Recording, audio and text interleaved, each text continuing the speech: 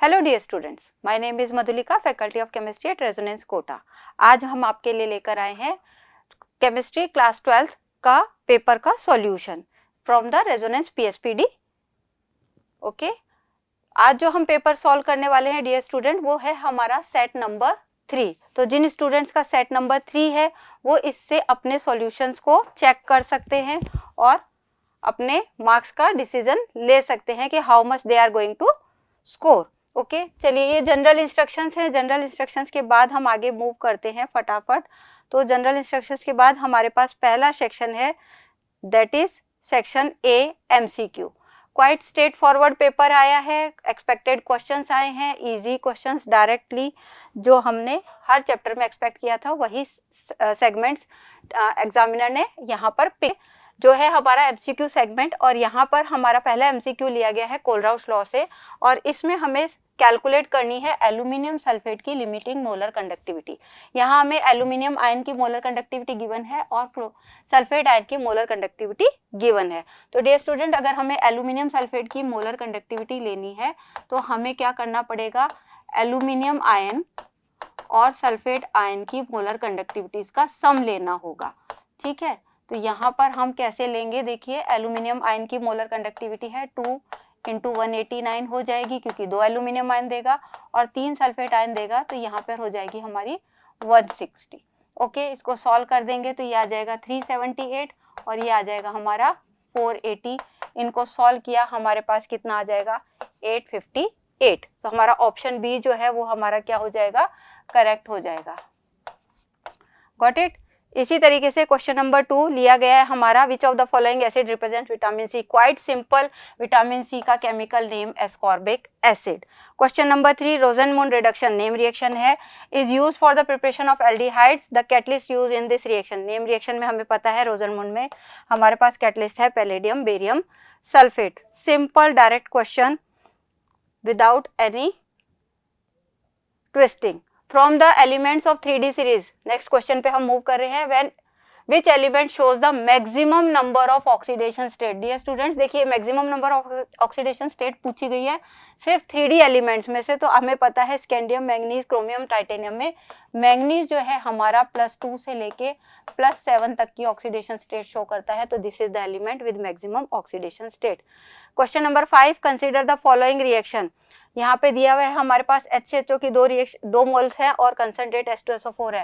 Dear student, ये कौन सी reaction है हमारी, कैनी-ज़ेरो रिएक्शन है। और कैनी-ज़ेरो रिएक्शन में हमें पता है प्रोडक्ट क्या आएगा, अगर हमारे HCHO के 2 मॉलिक्यूल्स हैं तो product will be methanol plus potassium salt of formic acid. तो यहाँ पर हमारा ऑप्शन ए हो गया, methanol and potassium format. That will be the correct answer, option A. आगे मूव करते हैं next question, question number 6। Question number 6 is which alkyl halide from the given option will undergo SN1 reaction faster। SN1 reaction हमें पता है depend करती है on the stability of carbocation. तो 3 degree carbocation, 3 degree, 2 degree, 1 degree, ये alkyl halide का हमारा SN1 का ऑर्डर होता है। तो यहाँ पर हमारे पास डायरेक्ट ऑप्शन दिख रहा है, option A is a 3 degree alkyl halide. ये 2 डिग्री है, ये हमारा 1 डिग्री है और अगेन 1 डिग्री। तो ये 3 डिग्री एल्किल हैलाइड है, तो ये हमारा सबसे फास्टेस्ट होगा। Question number 7, the fraction of molecules having energy equal to और ग्रेटर देन एक्टिवेशन एनर्जी। हमारे पास आरएनएस इक्वेशन है K = E एक्सपोनेंशियल -EA/RT। अब ये जो फैक्टर है ये हमारा क्या बताता है, the fraction of molecule which is having energy greater than activation energy. तो option B will be the correct answer from this segment. Question number 8 पे आते हैं, identify the primary amine from the given option. Quite easy, ये हमारे पास क्या है, 3 degree amine है, tri ethyl amine, then di ethyl amine, 2 degree amine, यहाँ पे आ गई हमारी 1 डिग्री अमीन और अगेन ये हमारी 3 डिग्री अमीन। तो option C is the correct answer. 9th question, the general electronic configuration of d block elements क्या है, ऑप्शन 1 बिल्कुल एक ऑप्शन करेक्ट है, N-1 D 1 to 10 NS 1 to 1 और 2। डी ब्लॉक एलिमेंट्स में इलेक्ट्रॉन N-1 D शेल में, सब shell में और NS ऑर्बिटल में फिल होते हैं। तो option A is the correct answer for question 9। अगर हम बात करें MCQ नंबर 10 की, तो मूव करते हैं, match the reagents required for the following given reactions. Okay, तो हमें यहाँ रिएजेंट दिए हुए हैं, यहाँ रिएजेंट दिए हुए हैं और यहाँ कन्वर्जेंस दिए हुए हैं, हमें उन्हें देखना है। तो oxidation of primary alcohols to aldehyde, alcohols को एल्डिहाइड में कन्वर्ट करने के लिए क्या है हमारे पास, PCC. Then second, butane two one to butane two ol, ketone को अल्कोहल में बदलना है, sodium borohydride. Bromination of phenol to 2,4,6 tribromophenol, bromine water, and the dehydration of alcohol to alkene, that is phosphoric acid और concentrate एस्टोसोफोर, कोई भी हो सकता है। तो यहाँ पर हम देख लेते हैं फर्स्ट का आर एक ही ऑप्शन में दिया हुआ है, तो हमारा डायरेक्ट आंसर आ गया। फर्स्ट का आर, सेकंड का पी, एंड थर्ड का एस, एंड फोर्थ का क्यू।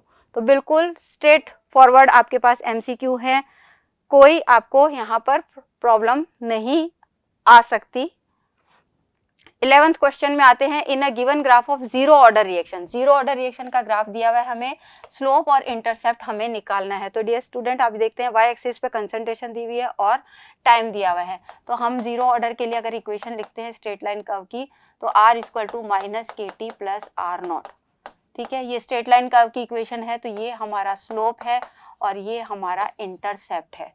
ओके, तो यहाँ पर हम देख लेते हैं कौन से ऑप्शन में हमारे पास स्लोप की वैल्यू माइनस के है, that is slope is minus K and intercept are not. Option B will be the correct answer. Okay, move करते हैं नेक्स्ट एमसीक्यू पे, nucleophilic addition of Grignard reagent to ketones followed by hydrolysis. Okay, ketone हम ले रहे हैं, यहाँ पर ये हमारे पास कीटोन है और उसकी रिएक्शन हम करा रहे हैं ग्रिग्नार्ड रिएजेंट से, दैट इज सिंपल ले लेती हूँ मैं CH3MgBr। अगर मैं इसके साथ जो भी प्रोडक्ट मिलेगा उसका हाइड्रोलिसिस भी करा दूंगी तो क्या बनेगा, यहाँ पर देखिए, यहाँ पर हम देख सकते हैं 3 डिग्री अल्कोहल हमारा बन गया है। तो alkene, primary alcohol, tertiary alcohol, secondary alcohol. The option C will be the correct one. 3 degree alcohol will be the end product for this reaction. Move करते हैं असर्शन रीजन के क्वेश्चन। 12 तक हमारे एमसीक्यू थे, 13 to 16 हमारे assertion reason के questions हैं, जिसमें हम देखते हैं कि क्या क्वेश्चंस पूछे गए हैं। Assertion question number 13, assertion, phenols are stronger acid than alcohol, phenol alcohol से ज्यादा स्ट्रॉन्ग एसिड्स होते हैं। Yes, assertion is correct. Alkoxide ion is more stable than phenoxide ion, no, assertion is correct, reason is wrong. तो यहाँ पर आप देख सकते हैं कि ऑप्शन नंबर क्या आ जाएगा हमारा, assertion is true but reason is false. तो option C will be the correct answer for this. Okay, question number 14 में मूव करते हैं। Assertion for a Daniell cell, zinc plus 2, copper plus 2, E cell is given if the external opposing cell is more than, E cell से ज्यादा हो जाता है, electrons flow from copper to zinc. Yes, electron copper से zinc की तरफ flow करते हैं, हम पढ़ चुके हैं। और cell acts like a galvanic cell, नहीं, यहाँ पर सेल क्या होता है, गैल्वेनिक सेल की तरह बिहेव नहीं करता, यहाँ पर सेल इलेक्ट्रोलाइटिक सेल की तरह बिहेव करता है। तो क्या हो गया हमारा, assertion is correct but reason is wrong. Again option C will be the correct answer for question number 14। Question number 15 पे जाते हैं। Benzoic acid does not undergo Friedel Crafts reaction, assertion is the correct statement. Reason, carboxyl group is deactivating and the catalyst aluminium chloride gets bonded to the carboxyl group, बिल्कुल सही। अब assertion भी सही है और रीजन भी सही है, और रीजन जो है असर्शन को जस्टिफाई भी कर रहा है। तो option A will be the correct, जहाँ पे both assertion and reason are correct and reason is the correct explanation for the assertion. Next move करते हैं क्वेश्चन नंबर 16 पे। The assertion is fructose is a reducing sugar, again it's a correct statement. Reason, fructose does not reduce failing sugar, failing solution and tolerance reagent. अगर reducing sugar होती है तो वो reduce करती है फेलिंग सॉल्यूशन को, tolerance reagent को। तो यहाँ पर हमारा जो स्टेटमेंट है, रीजन है, वो क्या हो गया, रॉन्ग हो गया। Assertion is correct, reason is wrong. तो again option C will be the correct one. Okay, तो 4 में से 3 असर्शन रीजन में आपके पास ऑप्शन सी करेक्ट आया है, और उसके बाद आपके एक में असर्शन रीजन क्वेश्चन में आपके पास ए ऑप्शन करेक्ट आया है। ओके, तो यहाँ पर हमारे क्वेश्चन कंप्लीट हो गए। अब हम मूव करते हैं नेक्स्ट सेक्शन की तरफ, जो है हमारा सेक्शन बी 2 मार्क्स का क्वेश्चन। तो यहाँ पे देखते हैं कौन कौन से क्वेश्चंस को पिक किया गया है। Question number 17, half life period define करना है हमें। It is taken from the chapter 3 kinetics, chemical kinetics से लिया गया है। हाफ लाइफ पीरियड और इफेक्टिव कॉलिजन्स, बहुत स्ट्रेट फॉरवर्ड डेफिनेशंस हैं। हाफ लाइफ पीरियड वो टाइम पीरियड होता है जहां पर रिएक्टेंट कंसंट्रेशन क्या हो जाती है, ओरिजिनल कंसंट्रेशन की हाफ हो जाती है। उस टाइम को हम क्या कहते हैं, हाफ लाइफ पीरियड कहते हैं। सिमिलरली इफेक्टिव कॉलिजन्स वो कॉलिजन्स होती हैं जो रिएक्टेंट्स को प्रोडक्ट में कन्वर्ट करती हैं।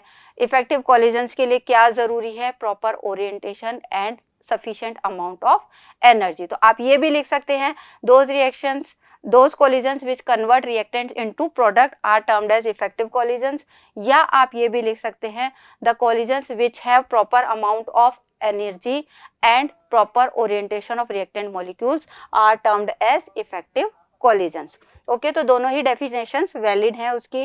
देन क्वेश्चन नंबर 18 में आते हैं, a solution containing 60 gram of non volatile solute, it means W2 is given to us in 250 gram of water, weight of solvent is given, freezes as 270.67 kelvin. तो ये हमको दिया हुआ है TF, freezing point of solution. Calculate the molar mass, हमें calculate करना है molar mass, that is M2 of the solute, KF is given to us. Okay, तो डियर स्टूडेंट्स, ये डायरेक्ट फॉर्मूला है आपका, फ्रीजिंग पॉइंट डिप्रेशन से लिया गया है। हमें पता है delta TF equal to KF into molality, या हम लिख सकते हैं KF into W2 over M2 into M1 upon W1। ये हमारा फॉर्मूला है। इस फॉर्मूले में हमें पहले डेल्टा TF की वैल्यू कैलकुलेट करनी पड़ेगी। हमें डेल्टा TF की वैल्यू नहीं दी हुई है। डेल्टा TF हम कहाँ से कैलकुलेट करते हैं, डेल्टा TF हम कैलकुलेट करते हैं TF नॉट माइनस TF से। ओके, तो TF नॉट हमारा क्या पता चलेगा, हमारा सॉल्यूशन क्या है, वाटर। तो TF नॉट हमें दिया नहीं गया है, बट वाटर का फ्रीजिंग पॉइंट हमें पता है 273.15 होता है। यहाँ पे हमारा 270.67 हमें गिवन है। यहाँ से हमने TF की वैल्यू कैलकुलेट कर लेनी है। डेल्टा TF की वैल्यू हम कैलकुलेट करेंगे तो हमारे पास आएगी 2.48 केल्विन। ठीक है, डेल्टा TF हमारे पास आ गई 2.48 केल्विन, जो हम यहाँ पर पुट कर देंगे। ओके, तो डेल्टा TF हमारी आ गई 2.48। इस फॉर्मूले को देखिए डियर स्टूडेंट्स, KF की वैल्यू 1.86 दिया हुआ है, W2 आपको यहाँ दिया हुआ है दैट इज 60, और M2 आपको कैलकुलेट करना है। M1 कितना रखेंगे, क्योंकि molar mass of the solute हमें निकालना है। M1 क्या होता है, मोलर मास ऑफ सॉल्वेंट, तो वाटर है हमारा, तो वाटर का M1 हमारे पास हो गया 18, और W1 हमें वाटर का गिवन है दैट इज 250 ग्राम।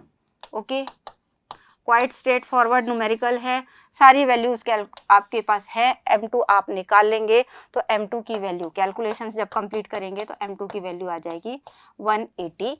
ओके, तो ये आपका आंसर आ जाएगा for the question number 18। Got it.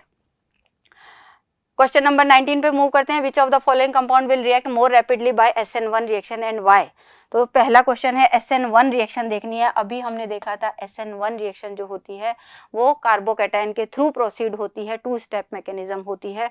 तो SN1 में ऑर्डर हमारा 3 डिग्री वाला होता है। ये हमारा 3 डिग्री एल्किल हैलाइड है, that will move as faster. ये हमारा क्या है, 1 डिग्री एल्किल हैलाइड है, ये 3 डिग्री एल्किल हैलाइड है। SN1 की रिएक्टिविटी का ऑर्डर होता है 3 degree, 2 degree and 1 degree. So tertiary butyl bromide will be react fast in SN1 reaction. Okay, then part B पे मूव करते हैं। Arrange the following compounds in the increasing order of their boiling points. Boiling points के order में उनको arrange करना है। Order क्या दिया हुआ है, इंक्रीजिंग, इट मीन्स सबसे कम वाले को हमें पहले लिखना है और उसके बाद बढ़ते हुए ऑर्डर में हमें लिखना है। तो डियर स्टूडेंट्स, हमें पता है boiling point is directly proportional to molecular mass. ठीक है, जितना मॉलिक्यूलर मास ज्यादा होगा बॉइलिंग पॉइंट उतना ही ज्यादा हो जाएगा।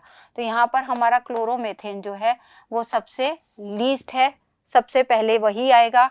इसका मोलिकुलर मास सबसे कम है। उसके बाद हमारा आ जाएगा ब्रोमोमीथेन जो 2 नंबर पर आएगा। देन आएगा हमारा डाइब्रोमोमीथेन क्योंकि 2 ब्रोमाइड आगे हैं, और तीसरे में आ जाएगा हमारा ब्रोमोफॉर्म। ठीक है, यहाँ पे आपका CH3Cl, अगर फॉर्मूला आपको देखना हो तो CH3Br, CH2Br2 एंड CHBr3। तो जैसे जैसे ब्रोमीन मॉलिक्यूल्स बढ़ रहे हैं वैसे वैसे हमारा मॉलिक्यूलर मास बढ़ रहा है कंपाउंड का और बॉइलिंग पॉइंट बढ़ रहा है। तो ये ऑर्डर हमारा इस क्वेश्चन में रहेगा। Least will be chloromethane and maximum will be of bromoform. Move करते हैं नेक्स्ट क्वेश्चन पे, that is from the nucleophilic addition reaction mechanism हमें लिखना है। तो एल्डिहाइड कीटोन के चैप्टर से ये लिया गया है। क्वेश्चन है write the step wise mechanism of nucleophilic addition reactions. तो स्टेप वाइज मैकेनिज्म मतलब आपको स्टेप 1 एंड स्टेप 2 वहां पर शो करने थे। तो न्यूक्लियोफिलिक एडिशन रिएक्शन में डियर स्टूडेंट्स हमें पता है ये हमारा कार्बोनिल कंपाउंड है, और यहाँ पर हमारा 2 वैलेंसी हमने यहाँ पे सेटिस्फाइड कर दी। कार्बन के ऊपर डेल पॉजिटिव चार्ज है, ऑक्सीजन के ऊपर डेल नेगेटिव चार्ज है, और यहाँ पर हमारा न्यूक्लियोफाइल क्या करेगा, इस कार्बोनिल कार्बन पर अटैक करेगा। This is the step 1। आपको बस ऐसे ही मेंशन करना है, ये स्टेप 1 है और ये स्लो है। अब क्या हो जाएगा, ये जो मॉलिक्यूल है ये हमारा प्लेनर है। अब हमारा कंपाउंड कैसा हो जाएगा,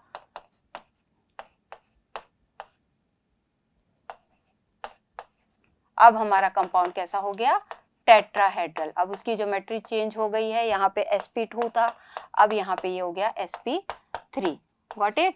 अब स्टेप 1 कंप्लीट हो गया। इसके बाद हमारे पास क्या होगा, इसमें होगा H+ का एडिशन, और वो है हमारा स्टेप 2, और it is the fast one. यहाँ पर हमारे क्या हो जाएगा, न्यूक्लियोफाइल ये C, यहाँ पे O पे हमारा H आ जाएगा, B और A। This mechanism you have to write. Quite simple mechanism, इससे सिंपल कोई मैकेनिज्म आपकी बुक में कोर्स में नहीं है। तो सबसे इजी मैकेनिज्म आपसे डियर स्टूडेंट्स पूछा गया है, और आई होप आप सबने इसको इजीली कर लिया होगा। पार्ट बी की तरफ मूव करते हैं। How will you convert the following. Conversion दिया गया है, expected conversion toluene to benzoic acid. ये वो क्वेश्चन है जो कोई भी एग्जामिनर स्किप नहीं करता है। पिछले कई सालों से ये क्वेश्चन किसी भी फॉर्मेट में पूछा जाए पर पूछा जरूर जाता है। तो ये रिएक्शन है हमारी टोलुइन, यहाँ पर हमारी टोलुइन है और हमें इसे कन्वर्ट करना है बेंजोइक एसिड में। ये हमारा बेंजोइक एसिड है, सीधी सी रिएक्शन है। इसकी रिएक्शन टोलुइन की रिएक्शन हम कराएंगे KMnO4 in presence of QH। Direct reaction ethyl benzene जो होती है, एल्किल बेंजीन है, उनकी बेसिक या अल्कलाइन KMnO4 से रिएक्शन से हमारे पास क्या हो जाता है, पूरी साइड चेन कन्वर्ट हो जाती है COH में। तो ये बेंजोइक एसिड में कन्वर्ट हो गया। तो ये रिएक्शन आपके पास आ गई, टोलुइन टू बेंजोइक एसिड। दूसरा कन्वर्जन है इथेनॉल टू 3 हाइड्रोक्सी ब्यूटेनॉल। ये रिएक्शन भी क्वाइट इजी है। इथेनॉल मैं यहाँ लिख रही हूँ रिएक्शन, इथेनॉल हमारा क्या है, C2H5OH। ठीक है, इथेनॉल की हम रिएक्शन किससे कराएंगे, कॉपर के साथ कराएंगे 573 केल्विन पे। तो हमारा इथेनॉल किस में कन्वर्ट हो गया, हमारा इथेनॉल कन्वर्ट हो गया इथेनॉल में। ओके, ये इथेनॉल में कन्वर्ट किया, और इथेनॉल में कन्वर्ट करने के बाद हम इसका क्या कराते हैं, एल्डोल कंडेंसेशन कराएंगे। एल्डोल कंडेंसेशन अगर हम कराएंगे तो हमारे पास क्या बन जाएगा, 3 hydroxy butanol.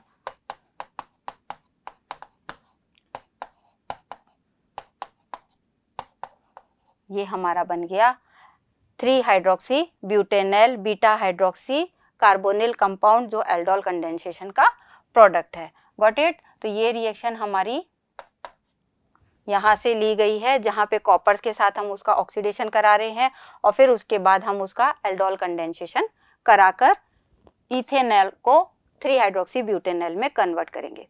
Quite easy simple questions. Move करते हैं नेक्स्ट क्वेश्चन पे। What happens when glucose react with nitric acid. आपको बार बार बोला था कि ग्लूकोज की रिएक्शंस आप अच्छे से करके जाइए। ग्लूकोज की रिएक्शन बहुत एक्सपेक्टेड क्वेश्चंस होती हैं। तो ग्लूकोज की रिएक्शन जब हम नाइट्रिक एसिड के साथ कराते हैं तो बनता है सैकरिक एसिड। ओके, तो पहले पार्ट में आप लिखेंगे saccharic acid will be formed. Okay, अब उसने बोला है राइट द केमिकल इक्वेशन, तो केमिकल इक्वेशन हमें लिखनी है। तो यहाँ पर हम CHO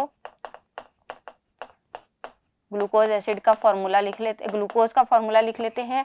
उसकी हम डाइल्यूट HNO3 के साथ रिएक्शन करा रहे हैं। क्या होगा, डाइल्यूट HNO3 के साथ रिएक्शन कराएंगे तो CHO और CH2OH दोनों ग्रुप किस में कन्वर्ट हो जाते हैं, वो कन्वर्ट हो जाते हैं कार्बोक्सिलिक एसिड में। तो हमारा डाई कार्बोक्सिलिक एसिड बनता है जो है हमारा सैक्रिक एसिड। ओके, तो ये हमारा सैक्रिक एसिड का फॉर्मूला हो गया, रिएक्शन हो गई। नेक्स्ट क्वेश्चन है कि right one structural difference between DNA and RNA। One structural difference है, बहुत आराम से लिख सकते हैं, DNA इज डबल स्ट्रैंडेड। ठीक है, DNA डबल स्ट्रैंडेड होता है, RNA सिंगल स्ट्रैंडेड होता है। बहुत कॉमन सा क्वेश्चन, जिसने नहीं भी पढ़ा हो वो भी इस क्वेश्चन को कर सकता है। 10th से आप इसको पढ़ते आ रहे हैं। अगर केमिकल फॉर्म में लिखा जाए तो स्ट्रक्चरल डिफरेंस में आप इनके शुगर के डिफरेंस को भी बता सकते हैं कि DNA में 2-डीऑक्सी शुगर होती है, यहाँ पर राइबोज शुगर होती है। बेसेस का स्ट्रक्चरल डिफरेंस भी बता सकते हैं कि यहाँ पे बेस जो है वो एडेनिन, थाइमिन, ग्वानिन, साइटोसिन है और RNA में थाइमिन की बजाय यूरेसिल होता है। तो कोई भी एक डिफरेंस आप यहाँ पर लिख सकते हैं, सभी वैलिड हैं। नेक्स्ट मूव करते हैं हम क्वेश्चन नंबर 22 पे, जो लिया गया है हमारा कोऑर्डिनेशन कंपाउंड से। Draw the geometrical isomer of given complex. Geometrical isomer बनाने हैं, मतलब हमें सिस ट्रांस आइसोमेरिज्म शो करनी है। यहाँ पर हमारे पास कॉम्प्लेक्स दिया हुआ है प्लेटिनम का, ये देखिए प्लेटिनम है, यहाँ पर हम उसका सिस आइसोमर बना लेंगे। इट मीन्स दोनों सिमिलर लिगेंड हम एक साइड कर देंगे, ये हमारा बन गया सिस कंपोज आइसोमर। और इसी तरीके से अगर मैं सिमिलर लिगेंड को ऑपोजिट पोजीशन पे लगा देती हूं तो ये बन गया ट्रांस आइसोमर। बहुत सिंपल आइसोमर आपको ड्रॉ करने के लिए मिला है। Write the electronic configuration of D5 ion if del O is less than P। It means pairing energy की वैल्यू ज्यादा है। आपको बार बार मैंने समझाया था डियर स्टूडेंट्स, जब पेयरिंग एनर्जी की वैल्यू ज्यादा होती है तो पेयरिंग नहीं होती है। तो D5 कॉन्फ़िगरेशन के लिए हमारे पास क्या आएगा, T2G3 में 3 इलेक्ट्रॉन गए और फिर उसके बाद इलेक्ट्रॉन्स कहाँ जाएंगे, EG में जाएंगे। तो T2G3 EG2 will be the answer for this question. आपको सिर्फ इतना ही लिखना है, कोई एक्सप्लेनेशन आपको नहीं पूछा गया, उसने सिर्फ राइट द इलेक्ट्रॉनिक कॉन्फ़िगरेशन पूछा है। व्हाट इज एन एम्बीडेंटेड लिगेंड, यहाँ पे आपको डिफाइन दी गई है। अगेन एक्सपेक्टेड क्वेश्चन है, एम्बीडेंटेड लिगेंड क्या होते हैं। तो ambidentate ligand dear student, example में आपको जैसे ही बताऊंगी आपको याद आ जाएगा। एम्बीडेंटेड वो मोनोडेंटेड लिगेंड्स होते हैं जिन पे 2 साइड्स होती हैं for the attachment. Okay, these have 2 sides to ligate but at a time वो एक ही साइड को यूज करते हैं। तो यहाँ पे सल्फर है, नाइट्रोजन है, सॉरी यहाँ पे कार्बन और नाइट्रोजन है, यहाँ पे नाइट्रोजन और ऑक्सीजन है। तो 2 साइट ऑफ अटैचमेंट वाले जो लिगेंड होते हैं वो कौन से होते हैं, एम्बीडेंटेड लिगेंड। क्वेश्चन नंबर 23 की तरफ मूव करते हैं। Right chemical equations. आपको केमिकल इक्वेशंस लिखनी है, कोई शॉर्ट नोट नहीं लिखना, कोई डिटेल एक्सप्लेनेशन नहीं देना, और इसमें भी आपको सिर्फ 3 ही करनी है, 4 में से कोई भी 3। ठीक है, any 3 you have to do. तो hydroboration oxidation reaction. Hydroboration oxidation reaction dear students क्या होती है, जब आपकी एल्कीन है, यहाँ पे CH double bond CH2, alkene की रिएक्शन हम किससे कराते हैं, डाइबोरेन से कराते हैं। तो 3 मॉलिक्यूल्स ऑफ एल्कीन आप ले सकते हैं, प्रोपीन भी लिख सकते हैं। डाइबोरेन से कराएंगे तो आपको क्या मिलेगा, ट्राई एल्किल बोरेन मिलेगा। और फिर आप उसका हाइड्रोलिसिस कराएंगे in presence of OH ions and H2O2, then आपको मिलेंगे 1 degree alcohols. That will be the hydroboration reaction, alkene की reaction with the diborane. Next reaction है विलियमसन सिंथेसिस। विलियमसन सिंथेसिस भी आपका क्या है, आप एल्किल हैलाइड की रिएक्शन कराएंगे with alkoxide. Okay, alkyl halide की रिएक्शन एल्कोक्साइड के साथ कराएंगे तो क्या बन जाएगा, ईथर बन जाएंगे, साथ में हमारे पास सोडियम हैलाइड।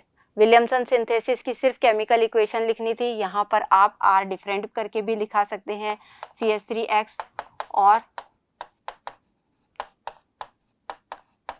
टर्शरी ब्यूटेल एल्कोक्साइड भी ले सकते हैं, तो यहाँ पे CH3O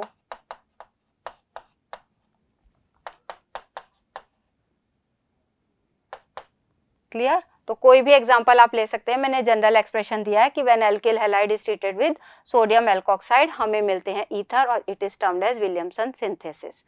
Friedel-Crafts alkylation quite expected, again alkylation और एसिटाइलेशन ऑफ एनिसोल हमेशा पूछा ही जाता है, इंटरचेंज होता रहता है क्वेश्चन।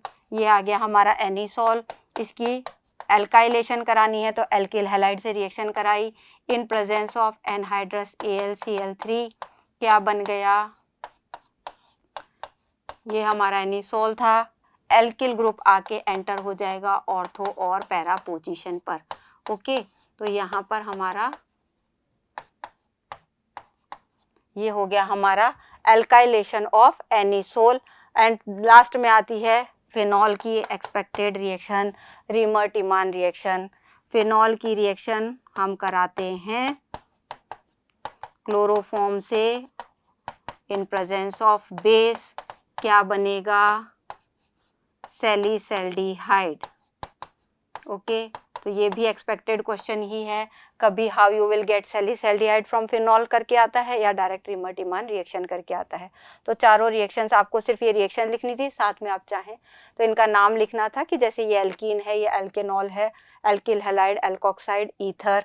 ओके, यहाँ पर आप एनिसोल लिखेंगे, यहाँ पर आपका उनका नाम लिखेंगे, देन फिनॉल आ गया और यहाँ पे सैलिसैल्डिहाइड आ गया। नेक्स्ट मूव करते हैं हम क्वेश्चन नंबर 24 पे, give chemical test to distinguish between. ये क्वेश्चन भी बहुत इजी वाला पूछा गया है, फिनॉल और बेंजोइक एसिड को आप कैसे सेपरेट करेंगे एंड प्रोपेनॉल एंड प्रोपेनोन को।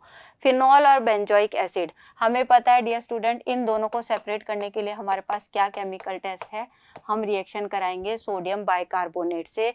सोडियम बाइकार्बोनेट से रिएक्शन बेंजोइक एसिड देगा, फिनॉल नहीं देगा। तो जब आप बेंजोइक एसिड के साथ सोडियम बाइकार्बोनेट की रिएक्शन कराएंगे तो क्या बन जाएगा, आपका सॉल्ट बन जाएगा प्लस CO2 लिबरेट हो जाएगी प्लस। ओके, तो यहाँ पे हमारा, क्योंकि हमने देखा है एसिड प्लस बाइकार्बोनेट तो क्या होंगे, salt plus water plus CO2, तो CO2 की एफरवेसेंस हमें मिलती है अगर हम बाइकार्बोनेट की रिएक्शन कराते हैं बेंजोइक एसिड से। यही रिएक्शन हम फिनॉल से कराएंगे तो हमें CO2 की एफरवेसेंस नहीं मिलेगी।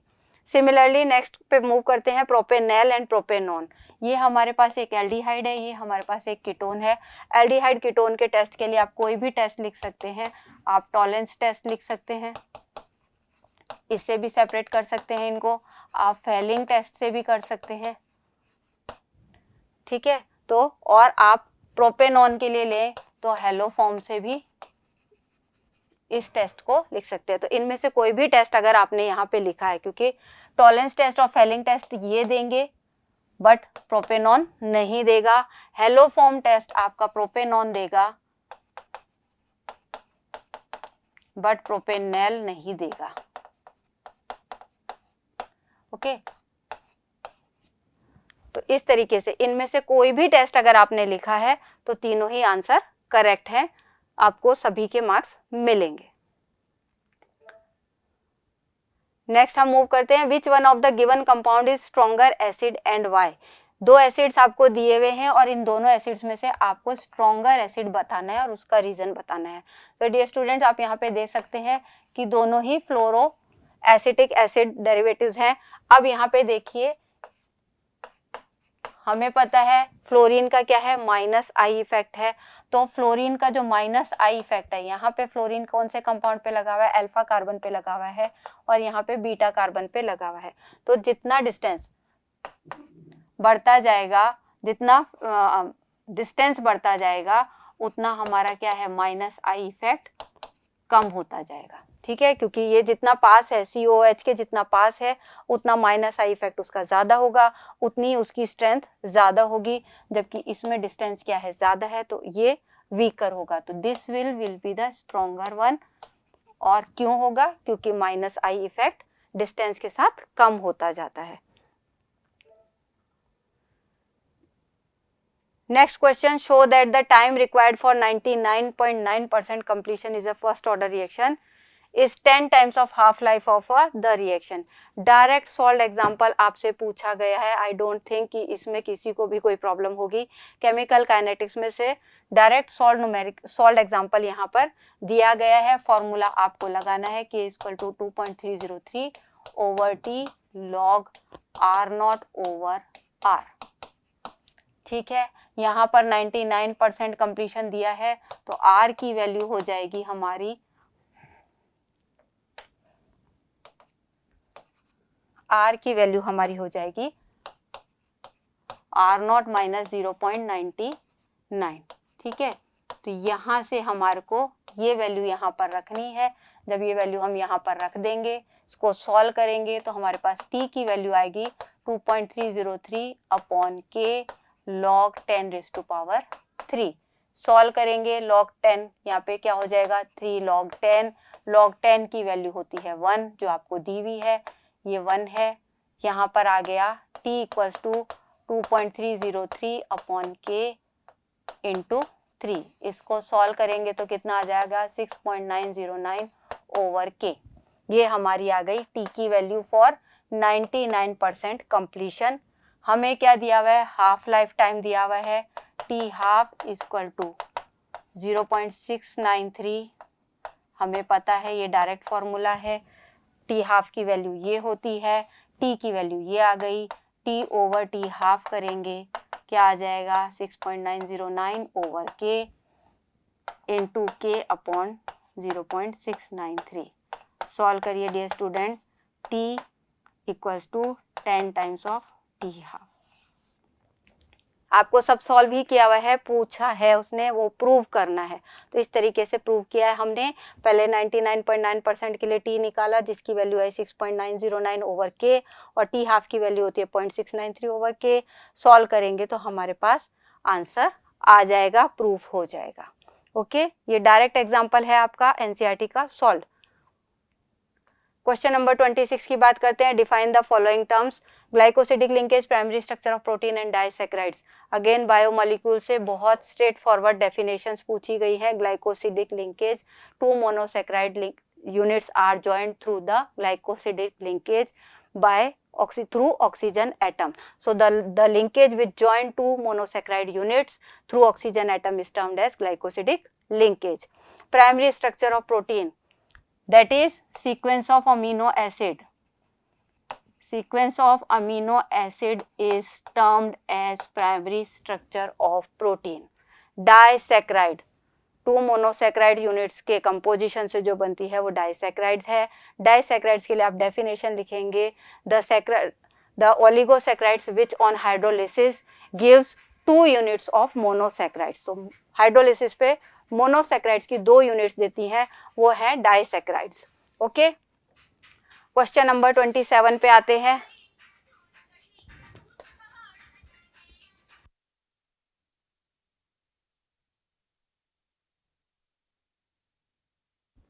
क्वेश्चन नंबर 27 पे आते हैं।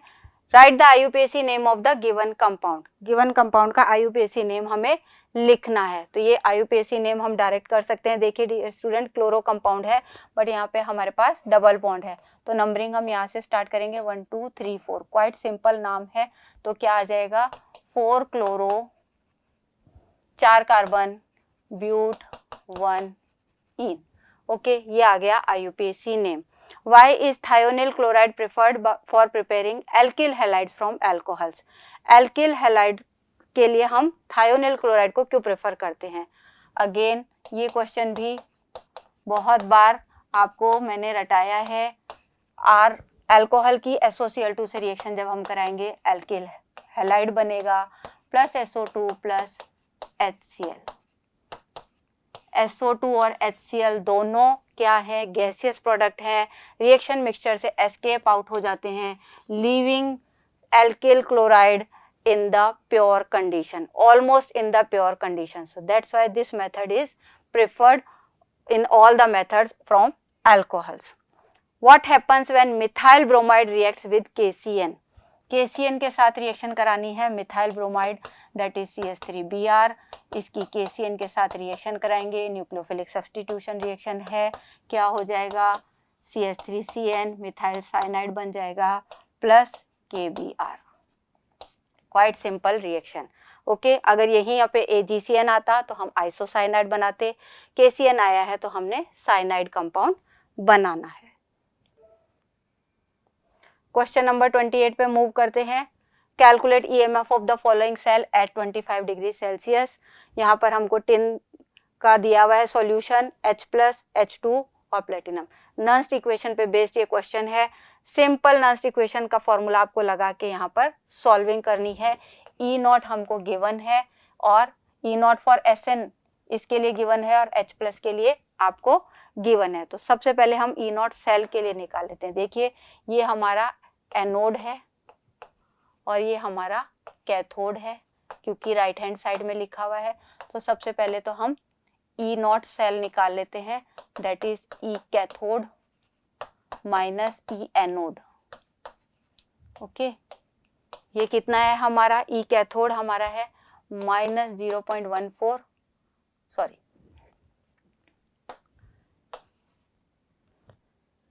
कैथोड हमारा हाइड्रोजन का है तो 0.00 और एनोड हमारा है टिन जिसकी वैल्यू है माइनस 0.14 वोल्ट. तो हमारी E0 सेल की वैल्यू आ गई plus 0.14 volt. The step 1 is done. E0 cell की वैल्यू निकाल ली. उसके बाद हमें नर्स्ट इक्वेशन निकालनी है. E cell will be E0 cell minus 0.059 over n log QC. ठीक है, अब हमारे पास n की वैल्यू कितनी आएगी डियर स्टूडेंट्स. इस इक्वेशन के लिए n की वैल्यू हमारे पास आ रही है 2. जब आप इस इक्वेशन को देखेंगे तो यहाँ पर हमें पता चल रहा है SN is converting into SN2+ और यहाँ पर हमारे H+ कन्वर्ट हो रहे हैं H2 में. बैलेंसिंग लेंगे तो 2H+ is converting into H2. तो 2 इलेक्ट्रॉन्स का लॉस आ रहा है n इक्वल्स टू 2. तो यहाँ पर E0 सेल की वैल्यू हमने निकाल ली 0.14 minus 0.059 over 2 log QC. log QC में वैल्यू देखिए, H2 की वैल्यू हमारी 1 हो जाएगी, SN की वैल्यू हमारी 1 हो जाएगी. हमें लेनी है concentration of SN+2 and H+. तो कंसंट्रेशन ऑफ SN2+ और H+ कंसंट्रेशन की पावर 2, क्योंकि यहाँ पर कोफिशिएंट है 2. वैल्यू रख दीजिए 59 ओवर 2 log SN+ कंसंट्रेशन हमें दी हुई है 10⁻³ और यहाँ पर हमारे पास है 10⁻²⁻². सॉल्व करेंगे, पूरा सॉल्व कर लेंगे तो हमारे पास वैल्यू आ जाएगी.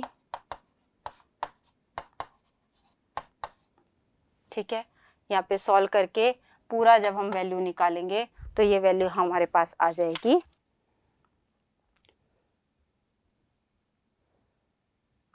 नेक्स्ट सेक्शन है हमारा केस बेस्ड का क्वेश्चन, जहां पर हमारे पास इलेक्ट्रोकेमिस्ट्री से बेस्ड गैल्वेनिक सेल पे बेस्ड क्वेश्चन लिया गया है. पूरा पैराग्राफ में in a galvanic cell the chemical energy of redox reaction is converted into electrical energy, whereas in electrolytic cell the redox reaction occurs on passing electricity. Simplest galvanic cell is zinc. Rod is placed in solution of zinc sulfate. Copper rod is placed in copper sulfate. 2 rods are connected by metallic wire through voltmeter. Solutions are joined by salt bridge. Difference between the two electrode potential is known as electromotive force. In the process of electrolysis, the decomposition of substance takes place by electric current. 1 mole of electric charge when passed through a cell will discharge half a mole of a divalent metal ion such as copper +2. This was first formulated by Faraday in form of laws of electrolysis. तो galvanic cell और electrolysis का एक general description, general paragraph आपको दिया गया है और उस पर बेस्ड क्वेश्चन हमसे पूछे गए हैं। तो देखते हैं क्या है ये क्वेश्चंस। पहला क्वेश्चन है what is the function of salt bridge in a galvanic cell. Dear students, galvanic cell की कंसेप्ट अगर आपने पढ़ी है तो गैल्वेनिक सेल में ये हमारा सॉल्ट ब्रिज है जो दो सॉल्यूशंस को जोड़ता है। तो सॉल्ट ब्रिज का काम क्या होता है? It maintains neutrality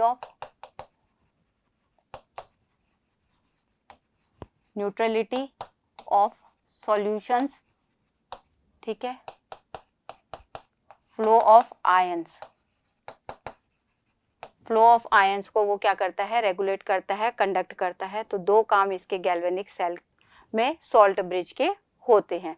when does galvanic cell behave like a electrolytic cell? Electrolytic cell की तरह कैसे बिहेव करता है? अगर आपने असर्शन रीजन का क्वेश्चन देखा हो तो वहां भी हमें हिंट है, when E external is greater than E naught cell, ठीक है, E external E naught cell से ज्यादा हो जाता है तो सेल कैसा बिहेव करता है? इलेक्ट्रोलाइटिक सेल की तरह बिहेव करता है। Can copper sulphate solution be store in a pot made up of zinc? Explain with the help of value of E naught cell. अगर ई नॉट सेल पॉजिटिव आएगा तो वो क्या होंगी? रिएक्शंस अकर होंगी, ठीक है। तो हम यहाँ देख लेते हैं, हम पहले ई नॉट सेल निकाल लेते हैं। तो यहाँ पर ई नॉट SRP की वैल्यू पे देखेंगे तो ये नेगेटिव वैल्यू है। ई नॉट जिंक की वैल्यू नेगेटिव है, ई नॉट कॉपर की वैल्यू पॉजिटिव है। इट मीन्स ये हमारा एनोड है और ये हमारा कैथोड है। ओके, तो अगर हम ई नॉट सेल की वैल्यू निकालेंगे तो जिंक हमारा एनोड की तरह काम कर रहा है, E naught copper 2 plus copper minus E naught zinc plus 2 zinc, ठीक है, प्लस 0.34 वैल्यू हमें गिवन है, माइनस 0.76, सॉल्व करेंगे तो 1.1 वोल्ट, ठीक है। इट मीन्स अगर मैं ये सेल बना रही हूँ या इस तरीके का लेती हूँ कि जिंक मेरा क्या कर रहा है? जिंक +2 से जिंक में जा रहा है और कॉपर से कॉपर प्लस में जा रहा है, ये एनोड की तरह काम कर रहा है और ये कैथोड की तरह काम कर रहा है। Zinc is converting into zinc +2 electron, zinc पे ऑक्सीडेशन हो रहा है और कॉपर +2 इज गेटिंग 2 इलेक्ट्रॉन और इस पे रिडक्शन हो रहा है। इस तरीके की जब मेरी रिएक्शन हो रही है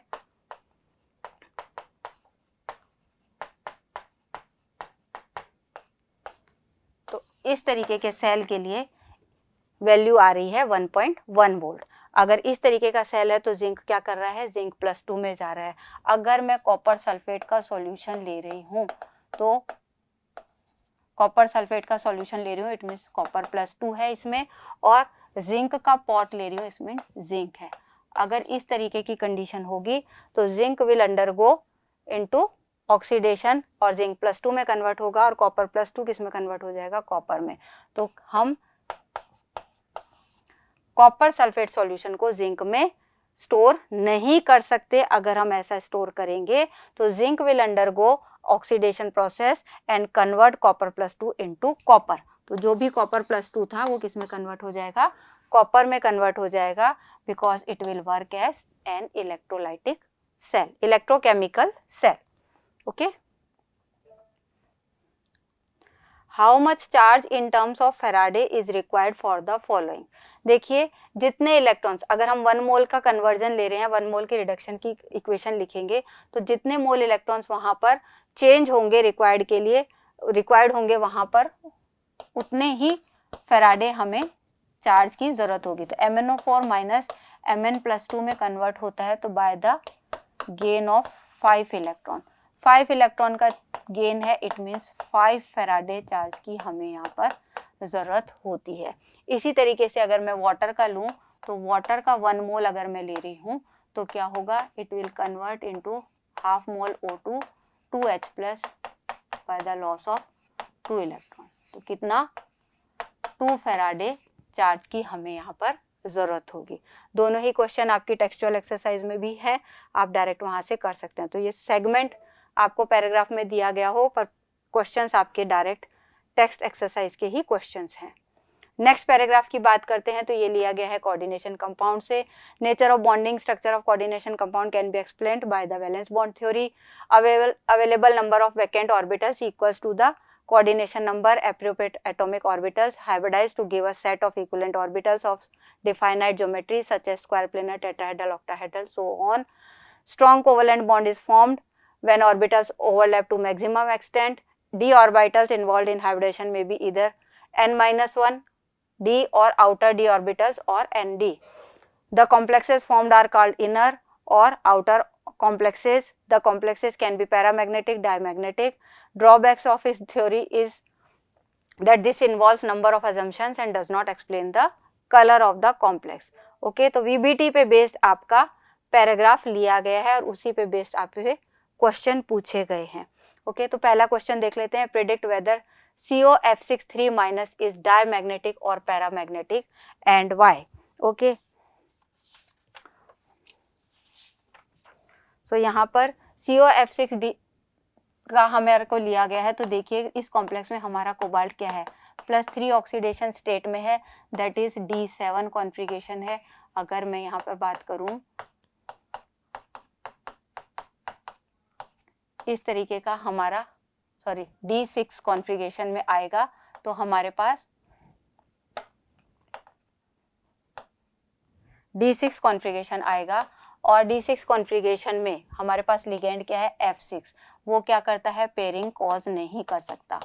पेयरिंग नहीं कॉज कर सकता तो हमारे पास कॉन्फ़िगरेशन क्या आ रहा है, हाइब्रिडेशन क्या आ रहा है, sp3d2। sp3d2 कॉन्फ़िगरेशन आ रहा है, हाइब्रिडेशन आ रहा है और देख सकते हैं आप पेयरिंग कॉज नहीं हो रही है तो 4 अनपेयर्ड इलेक्ट्रॉन प्रेजेंट हैं। 4 अनपेयर्ड इलेक्ट्रॉन प्रेजेंट है तो क्या होगा, paramagnetic. Got it. Next question करते हैं, what is the coordination number of cobalt in COEN2Cl2+। इस कॉम्प्लेक्स में हमें कोऑर्डिनेशन नंबर बताना है। किसी भी कॉम्प्लेक्स में हमें कोऑर्डिनेशन नंबर कहाँ से मिलता है, मेटल से अटैच डायरेक्टली लिगेंड से जो बॉन्डिंग होती है, नंबर ऑफ बॉन्ड्स। तो यहाँ पे हमारा EN क्या है, बाइडेंटेड लिगेंड है तो ये कितने बॉन्ड बना रहा है, 4 बॉन्ड बना रहा है। हर EN 2 बॉन्ड बनाएगा तो 2, और ये मोनोडेंटेड लिगेंड है तो हमारा कोऑर्डिनेशन नंबर क्या आ गया, 6। क्यों, क्योंकि EN बाइडेंटेड लिगेंड है, 2 EN 4 बॉन्ड बनाएंगे, 2 Cl 2 बॉन्ड बनाएंगे, टोटल 6 बॉन्ड बनेंगे। कोऑर्डिनेशन नंबर आ गया 6। Right the IUPAC name of the given complex. Complex का IUPAC नेम लिखना है, ये रहा हमारा कॉम्प्लेक्स। तो इसमें हम कॉम्प्लेक्स का जब भी नाम लिखते हैं पहले लिगेंड का नाम लिखते हैं अल्फाबेटिकली। तो यहाँ पे हमारे पास अमीन है, क्लोराइड है, तो हम लिखेंगे कितने अमाइन है, 2 हैं। डाई, डबल M लिखेंगे हम NH3 के लिए, di amine, di chlorido. Alphabetical order में हमने लिगेंड्स लिख दिए। Then metal, platinum, then metal की oxidation state in Roman numerals. ठीक है, तो यहाँ पे 2 Cl यहाँ हमारे आ रहे हैं और यहाँ पर 2+ में आ रहा है तो हमारी क्या होगी मेटल की ऑक्सीडेशन स्टेट, 4 आयन। ठीक है, तो ये हमारा आ गया diamine, डाइक्लोरिडो, platinum, 4 ion. Now next question, explain CONH363+ is an inner orbital और आउटर ऑर्बिटल कॉम्प्लेक्स। तो CONH36, ठीक है, यहाँ पर देखिए अगेन वही कोबाल्ट 3+ है। ओके, D6 कॉन्फ़िगरेशन है, D6 कॉन्फ़िगरेशन है, बट अब हमारे पास क्या है, NH3 लिगेंड है जो क्या कर देगा, पेयरिंग कर देगा। अगर पेयरिंग कर देगा 3D इलेक्ट्रॉन्स की तो ये सारे इलेक्ट्रॉन्स क्या हो जाएंगे, पेयर्ड हो जाएंगे। तो हमारे पास यहाँ पर क्या आ जाएगा, D2 खाली हो जाएंगे, 2 D खाली हो जाएंगे तो हमारे पास आ जाएगा D2sp3 hybridisation. 3D orbitals, inner D orbitals involve हो रहे हैं तो कॉम्प्लेक्स कैसा आ गया हमारा, inner orbital complex. Got it, क्योंकि पेयरिंग हो गई है इसलिए D2sp3 कॉन्फ़िगरेशन के कारण इनर ऑर्बिटल कॉम्प्लेक्स बनेगा। Using valence bond theory deduce the shape and hybridisation of nickel NH362+।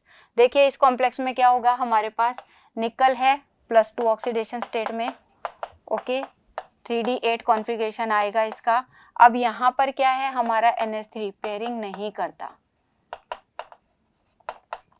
Pairing cause नहीं करता, तो हमारे पास कॉन्फ़िगरेशन क्या आता है, देखिए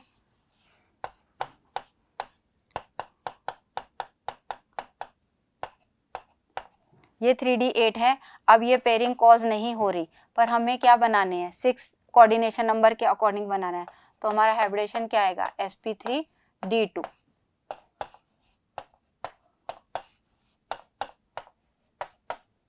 और ये 4d, तो ये हमारे ऑर्बिटल्स मिलेंगे और sp3d2 ऑर्बिटल और हाइब्रिडेशन में जाएंगे। तो हमारा हाइब्रिडेशन क्या हो गया, sp3d2। ओके, हाइब्रिडेशन का नाम हो गया sp3d2। क्यों, क्योंकि पेयरिंग कॉज नहीं हो रही। शेप क्या हो जाएगी, शेप हो जाएगी octahedral according to this hybridisation. और बाकी तो कुछ पूछा नहीं है, शेप यहाँ आ गया, कोऑर्डिनेशन नंबर अगर आपको लिखना हो तो 6 कोऑर्डिनेशन नंबर आ गया, शेप ऑक्टाहेड्रल आ गई, हाइब्रिडेशन आ गया sp3d2। मूव करते हैं सेक्शन ई की तरफ, जो हमारा है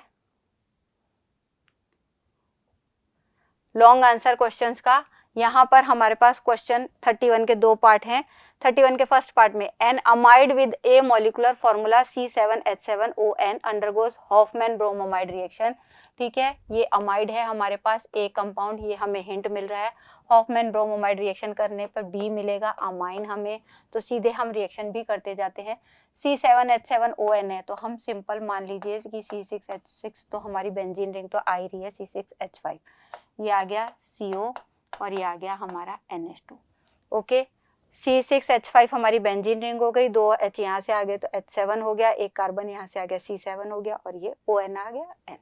ठीक है, इसकी हमें क्या करनी है, हॉफमैन ब्रोमोमाइड रिएक्शन करनी है। ये हमारा benzamide first compound, Hoffmann bromamide Br2 + NaOH के साथ रिएक्शन कराई, क्या बनेगा, एक कार्बन कम की अमीन बनेगी, दैट इज आवर एनिलीन। ये हमारी बन गई aniline. Okay, on give an amine B. Now B on treatment with nitrous acid at 273 to 78 Kelvin form C.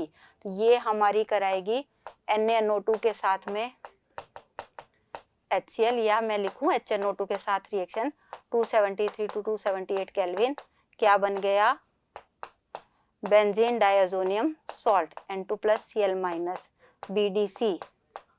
ठीक है, जो हमारा कंपाउंड क्या है, C। बी हमारा है एनिलीन। ओके, ये बेंजामाइड। अब C on treatment with chloroform and ethanolic potassium hydroxide forms D. जो बी है वो HNO2 के साथ रिएक्शन पे तो सी बना रहा है, और क्लोरोफॉर्म एंड KOH के साथ रिएक्शन पे डी बना रहा है। तो क्लोरोफॉर्म के साथ रिएक्शन पे हमारा क्या बनेगा, आइसोसाइनाइड। कौन सी रिएक्शन है, ये रिएक्शन है कार्बिल अमीन रिएक्शन। ठीक है, कार्बिल अमाइन रिएक्शन आ गई, हमारा डी बन गया। C on treatment with ethanol gives, ये जो हमारा बेंजीन डायazonium सॉल्ट था, इसकी हम इथेनॉल के साथ रिएक्शन कराएंगे तो हमें क्या मिलता है, ई। तो बेंजीन डायazonium सॉल्ट की इथेनॉल के साथ रिएक्शन पे हमें क्या मिलती है, benzene, that is our compound E. तो आप यहाँ पर देख सकते हैं कौन कौन से कंपाउंड आए हमारा, ए आया बेंजामाइड, बी आया एनिलीन, सी आया हमारा बेंजीन डायazonium क्लोराइड, डी आया हमारा फिनाइल आइसोसाइनाइड, और ई आया हमारा बेंजीन। ओके, तो यहाँ पे आपको आइडेंटिफाई करना था और सीक्वेंस ऑफ केमिकल इक्वेशंस भी देनी थी। तो इन सब का आपको एक एक मार्क यहाँ पर मिलना है, हाफ मार्क, जिस हिसाब से मार्क्स डिस्ट्रीब्यूशन होगा। पार्ट बी की बात करेंगे, what is the Hinsberg reagent. Hinsberg reagent direct आप फॉर्मूला भी लिख सकते हैं, C6H5SO2Cl, या नाम भी लिख सकते हैं, benzene sulphonyl chloride.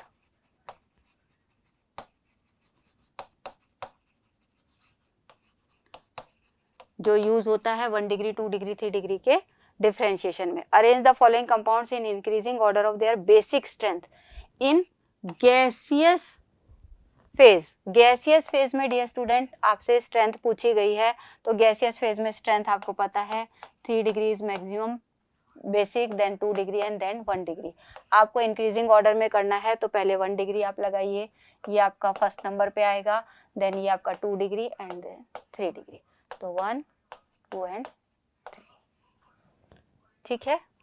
Then question number second part इसी का, give reasons for the following, ये और का क्वेश्चन है, तो यहाँ पर हमारे पास क्वेश्चन है give reasons methylamine is more basic than aniline, aniline से मिथाइलअमीन ज्यादा बेसिक होती है, तो ये है हमारी मिथाइलअमीन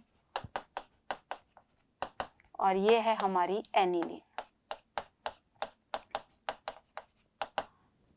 एनिलीन में हमें पता है lone pair of electron, basic nature किस पे डिपेंड करेगी, availability of lone pair of electrons. एलिनिल में लोन पेयर ऑफ इलेक्ट्रॉन्स कहाँ जा रहे हैं, बेंजीन रिंग के साथ कॉन्जुगेशन में जा रहे हैं, they are not available for the donation. But methylamine में क्या है, lone pairs are available on nitrogen, और मोर उसके ऊपर क्या आ जाएगा इफेक्ट कि CH3 का प्लस आई इफेक्ट भी आ जाएगा, which increases the basic nature और electron density on nitrogen and basic nature of amine. Clear, तो यहाँ पे सिंपल आप लिखेंगे in aniline lone pair of electrons are in conjugation with benzene ring, less available for donation, that's why basic strength is decreased. In methylamine lone pairs are available and plus I effect of methyl group also increases the electron density of nitrogen. Second part is aniline readily reacts with bromine water to give 2,4,6 tribromoaniline.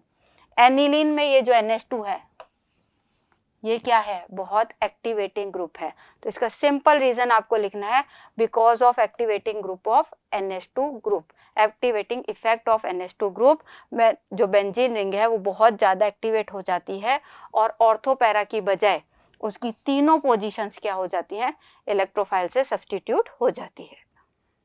Third, primary amines have higher boiling points than tertiary amines. Okay, तो primary amines हमारी आ गई RNH2, okay, और tertiary amine आ जाएगी हमारी, तो देखिए इसमें पूछ रहा है बॉइलिंग पॉइंट, तो ये आइसोमेरिक अगर बेंजीन आती हैं तो हमारे पास ये क्या आ जाएंगे, प्राइमरी अमाइंस में हमारे पास 2 हाइड्रोजन अवेलेबल है फॉर हाइड्रोजन बॉन्डिंग, जबकि टर्शरी अमाइन में कोई हाइड्रोजन बॉन्डिंग के लिए हाइड्रोजन अवेलेबल नहीं है, हाइड्रोजन बॉन्डिंग का एक्सटेंट इसमें ज़्यादा होगा, इसलिए इसमें क्या होगा, इसका बॉइलिंग पॉइंट ज़्यादा होगा than the tertiary amines.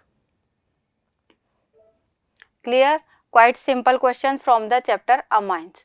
Then हम मूव करते हैं क्वेश्चन नंबर 32 पे, जो लिया गया है आपका D एंड F ब्लॉक से। यहाँ पर आपको any 5 of these have to attempt, ठीक है, तो 5 क्वेश्चन आपको करने हैं, कोई भी 5 आप कर सकते हैं। रीजनिंग बेस्ड क्वेश्चन है, why zinc is not regarded as a transition element, तो जिंक ट्रांजिशन एलिमेंट की तरह क्यों नहीं किया जाता है, because according to IUPAC convention transition elements के लिए क्या होना चाहिए, फुल हाफ फिल्ड या पार्शियली फिल्ड डी ऑर्बिटल्स होने चाहिए। जिंक में क्या है, D10S2 कॉन्फ़िगरेशन है, 3D10 4S2, all d orbitals are full, तो इसीलिए उसको हम ट्रांजिशन एलिमेंट में कंसिडर नहीं करते। What is lanthanide contraction, lanthanide contraction gradual decrease in size,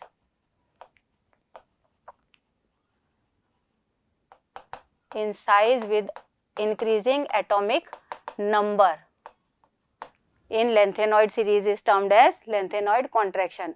Why is first ionization enthalpy of chromium lower than that of zinc? देखो chromium का configuration क्या आएगा, 3D5 4S1, जिंक का कॉन्फ़िगरेशन क्या आएगा, 3D10 4S2। आपको फर्स्ट इलेक्ट्रॉन निकालना है यहाँ पे 4S1 से, यहाँ से इलेक्ट्रॉन इजीली निकलेगा और 3D5 का स्टेबल कॉन्फ़िगरेशन उसको मिलेगा। यहाँ पर 4S2 का कॉन्फ़िगरेशन उसको तोड़ना है, फुलफिल्ड S ऑर्बिटल से उसको इलेक्ट्रॉन को निकालना है, तो इसमें क्या होगी, हाई एनर्जी इज रिक्वायर्ड, इसमें क्या होगी, लेस एनर्जी इज रिक्वायर्ड, इसलिए इसकी आयनाइजेशन एंथैल्पी कम हो जाएगी, जिंक की आयनाइजेशन एंथैल्पी ज़्यादा हो जाएगी। Why are transition elements good catalyst, catalyst क्यों होते हैं बहुत अच्छे, बहुत स्ट्रेट फॉरवर्ड आपका इसका आंसर है कि इनकी सरफेसेस पे ऐसी एक्टिव साइट्स होती हैं जहाँ पे रिएक्टेंट आके क्या होते हैं, एड्सॉर्ब्ड होते हैं, वेरिएबल ऑक्सीडेशन स्टेट शो करते हैं, इसीलिए जो आने वाले गैस हैं या इलेक्ट्रॉन्स हैं उनके साथ में बॉन्डिंग कर सकते हैं, एड्जॉर्ब करा सकते हैं अपनी सरफेस पर। Compounds of transition metals are generally coloured. Colour का रीजन आपको पता है, because of presence of unpaired electrons. Unpaired electrons present होंगे, डी ट्रांजिशन में जाएंगे, पर्टिकुलर वेवलेंथ की फ्रीक्वेंसी को एब्जॉर्ब करेंगे, कॉम्प्लीमेंट्री कलर शो करेंगे। Out of KMnO4 and K2MnO4 which one is paramagnetic and why? इन दोनों में से कौन सा पैरामैग्नेटिक होता है? तो डियर स्टूडेंट्स, जो मैग्नेट आयन है हमारा MnO4-2 आयन जो है वो हमारा होता है पैरामैग्नेटिक, क्योंकि इसमें क्या होता है, वन अनपेयर्ड इलेक्ट्रॉन प्रेजेंट होता है। ओके, तो वन अनपेयर्ड इलेक्ट्रॉन की प्रेजेंस के कारण हमारे पास क्या होगा, K2MnO4 कैसा है, paramagnetic. Complete the following ionic equation. Dichromate ion की एसिडिक मीडियम में रिएक्शन लिखी हुई है, तो डाइक्रोमेट आयन एसिडिक मीडियम में किस में कन्वर्ट होता है, क्रोमियम +3 में, by the gain of 6 electron. तो ये आपको लिखना था, इसका आपको यहाँ पर मार्क मिलेगा। तो क्वाइट सिंपल क्वेश्चन, बहुत इजी क्वेश्चन। एक बार भी जिसने सीरियसली इन चैप्टर्स को रीड आउट किया है वो इन क्वेश्चंस को अटेम्प्ट कर सकते हैं। लास्ट क्वेश्चन पे मूव करते हैं, जो लिया गया है हमारे चैप्टर सॉल्यूशन में से। 2 क्वेश्चन है, चॉइस का क्वेश्चन है। पहला पार्ट आ गया, define reverse osmosis. Reverse osmosis क्या होता है? तो रिवर्स ऑस्मोसिस वही है, ये प्रोसेस आपने देखी होगी, जब हम सॉल्यूशन साइड पे, ये सॉल्यूशन साइड है, ये हमारी सॉल्वेंट साइड है, सॉल्यूशन साइड पे हम प्रेशर लगाते हैं more than osmotic pressure. Osmotic pressure से ज़्यादा प्रेशर अगर हम सॉल्यूशन साइड पे लगाते हैं तो क्या होगा, सॉल्यूशन से वाटर रिमूव होता है, और इस प्रोसेस को हम कहते हैं reverse osmosis. Why are aquatic species more comfortable in cold water in comparison to warm water? किस पे बेस्ड क्वेश्चन है, हेनरी लॉ पे बेस्ड क्वेश्चन है। हेनरी लॉ में हमें पता है कि टेम्परेचर इंक्रीज होता है तो सॉल्युबिलिटी ऑफ गैसेस क्या हो जाती है, डिक्रीज हो जाती है। तो कोल्ड वाटर में O2 का एक्सटेंट ज्यादा है, more O2 is available in cold water than the warm water, because temperature increase होने पर O2 की सॉल्युबिलिटी कम हो गई, तो एक्वेटिक वाटर्स के लिए सर्वाइवल डिफिकल्ट हो जाएगा। Third, a solution containing 2 gram of glucose. यहाँ पर हमारे पास न्यूमेरिकल है तो हम इसको देख लेते हैं। Solution containing 2 gram of glucose, it means W2 हमें दिया हुआ है, weight of solute M equal to 180, M2 भी दिया हुआ है। 100 ग्राम ऑफ वाटर, सॉल्वेंट का weight is prepared at 303 kelvin. If the vapor pressure of pure water P naught is given to us is 32.8, ठीक है, ये हमारे पास P naught की वैल्यू आ गई।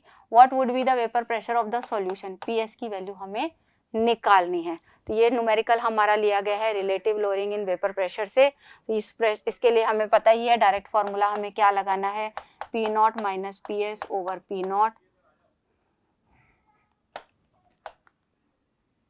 P naught minus PS over P naught equal to क्या आ जाएगा, it is equal to mole fraction of solute W2 M2 equal to M1 W1। इस फॉर्मूले को हमें लगाना है डियर स्टूडेंट। यहाँ पर हमें वैल्यू निकालनी है PS की। क्या क्या वैल्यूज हमें गिवन है हम देख लेते हैं। ओके, यहाँ पे P naught की वैल्यू हमें दी हुई है 32.8 minus PS over P naught, sorry 32.8 वापस लिखेंगे हम, 32.8। W2 हमें कितना दिया हुआ है, हमने देखा यहाँ पे 2 दिया हुआ है। मोलर मास कितना दिया हुआ है 180 इंटू M1 हमारा, क्योंकि वाटर है तो क्या हो जाएगा 18, और W1 कितने वेट में डिसॉल्व किया हुआ है वो 100 ग्राम में। ओके, ये मैंने वैल्यूज पुट कर दी, इसको कैलकुलेट करेंगे और हमारे पास आंसर आ जाएगा 32.7। PS विल बी 32.734, ठीक है, ये आपका आंसर यहाँ पर आ जाएगा। बेसिक मैथ्स में यहाँ पे सॉल्व करके नहीं दिखा रही हूँ, वैल्यूज आपने पुट कर दी, PS की वैल्यू आपको निकालनी है। कैलकुलेशंस कंप्लीट करेंगे तो वेपर प्रेशर में लोअरिंग आपको अपने आंसर में दिख जाएगी 32.73। Got it? Next question move करते हैं जो इसका चॉइस का क्वेश्चन है, that is predict whether want of factor will be less or greater than 1 when ethanoic acid is dissolved in benzene. Dear student, ये थोड़ा सा आप बोल सकते हैं कि कंसेप्चुअल क्वेश्चन लिया गया है. जब इथेनोइक एसिड बेंजीन में डिसॉल्व होता है तो इट अंडरगोज एसोसिएशन. ठीक है, तो ये एसोसिएट हो जाता है और जब एसोसिएशन होता है तो I इज लेस देन 1. तो वांट ऑफ वैल्यू क्या हो जाएगी, वांट ऑफ फैक्टर की वैल्यू 1 से कम आएगी.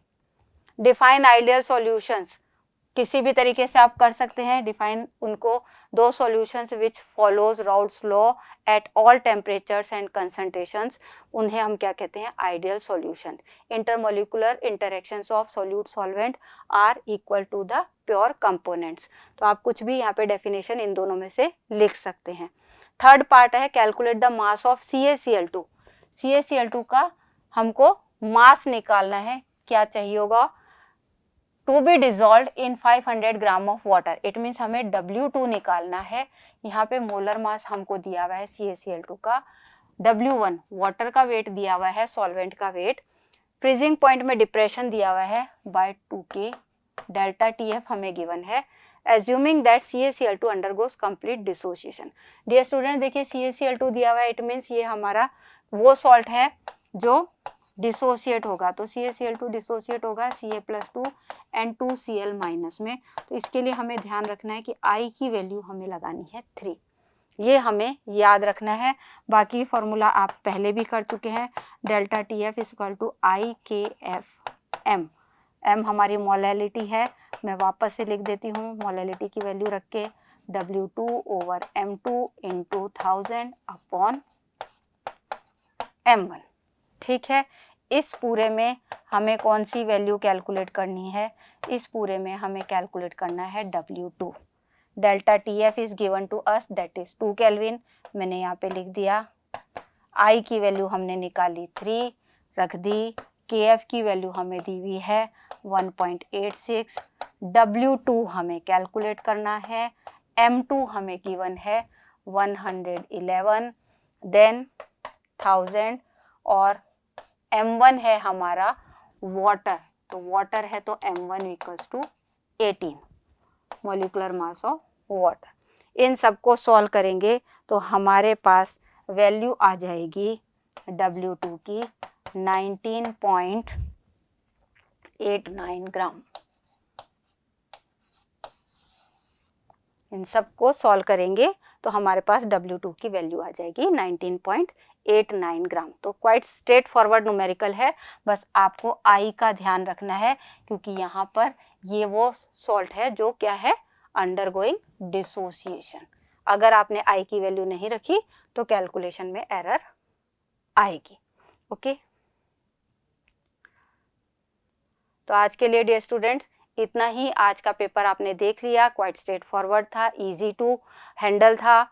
अगर आपने बेसिक कंसेप्ट अच्छे से स्ट्रॉन्ग किए थे, अच्छे से उन पे वर्क किया था, तो कोई ऐसा क्वेश्चन नहीं था जो आप अटेम्प्ट ना कर सकें. आई होप यहाँ इस पेपर में आपने अपना बेस्ट परफॉर्मेंस दिया है और आप सब 70 आउट ऑफ 70 यहाँ पर स्कोर करने वाले हैं.